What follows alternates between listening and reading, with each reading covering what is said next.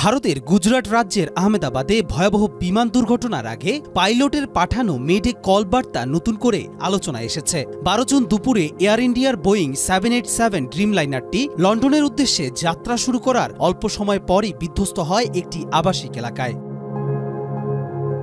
বিমানটি আহমেদাবাদ বিমানবন্দর থেকে স্থানীয় সময় 1টা 39 উড্ডয়ন করে। কিছু দূর যাওয়ার পরই পাইলট ক্যাপ্টেন সুমিত সাভারওয়াল ও সহকারী ক্লাইভ কুন্ডার বিপদের ইঙ্গিত পেয়ে জরুরি সংকেত পাঠান, যা বিমান চলাচলের ভাষায় মেডে কল নামে পরিচিত।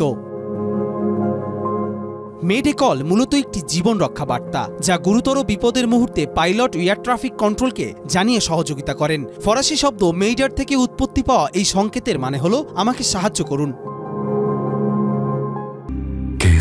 শেকড় থেকে শিখরে।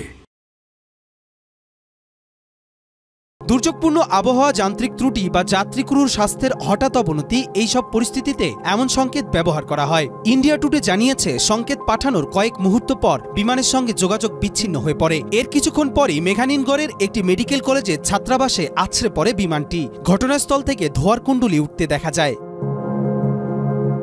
বেসরকারি বিমান চলাচল কর্তৃপক্ষ নিশ্চিত করেছে, উড়োজাহাজটিতে 242 জন আরোহী ছিলেন। বিধ্বস্ত হওয়ার আগ মুহূর্তে পাঠানো ওই সংকেতই ছিল বিমানের শেষ চিহ্ন।